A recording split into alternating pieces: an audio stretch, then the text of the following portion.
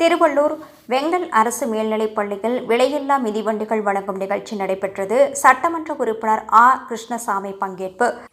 திருவள்ளூர் மாவட்டம் பொன்னேரி கல்வி வட்டம் பள்ளி கல்வித்துறை சார்பில் வெங்கல் அரசினர் மேல்நிலைப்பள்ளி மாணவ மாணவிகள் 339 பேருக்கு விலையில்லா மிதிவண்டிகள் வழங்கும் நிகழ்ச்சி நடைபெற்றது.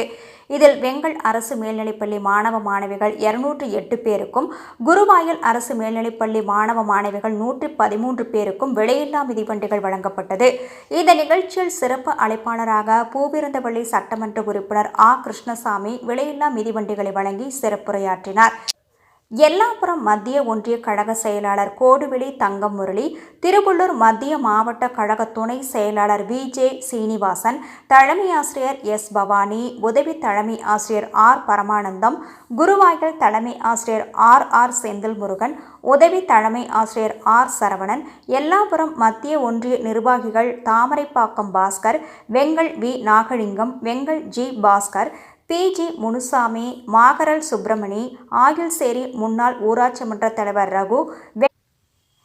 வெங்கல் ஊராட்சி மன்ற தலைவர் சுகந்திராணிலிங்கம், மாவட்ட நெசவாளர் அணி துணை அமைப்பாளர் வழக்கறிஞர் வெங்கல் M ரஜினி, ஒன்றிய இளைஞரணி அமைப்பாளர் KN சரத்குமார், ஒன்றிய இளைஞரணி துணை அமைப்பாளர் செம்பேடு